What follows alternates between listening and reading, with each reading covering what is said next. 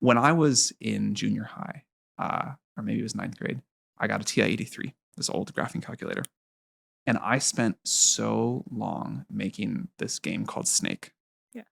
It was a very popular game with kids in my school, and I was like pro and it was dumb, but it was like programming on a TI-83 was extremely painful. It took a long time. And it was really hard to like debug and whatever. And on a whim, with an early copy of GPT-5, I was like, I wonder if it can make a TI-83 style game of Snake. Hmm. And of course, it did that perfectly in like 7 seconds.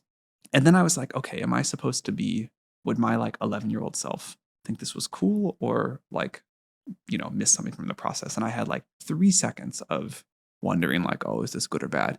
And then I immediately said, actually, now I'm missing this game. I have this idea for a crazy new feature. Let me type it in. It Hmm. implements it, and it just the game live updates. And now I'm like, actually, I'd like it to look this way. Actually, I'd like to do this thing. And I had this very like kind of this experience that reminded me of being like 11 and programming again, where I was just like, I want to try this. Now I have this idea. Yeah. But I could do it so fast, and I could like express ideas and try things and play with things in such real time.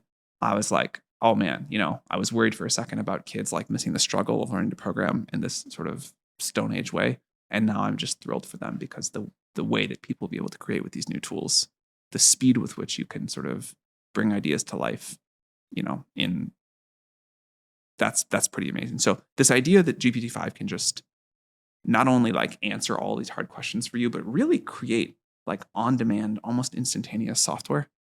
I think that's going to be one of the defining elements of the GPT-5 era in a way that did not exist with GPT-4.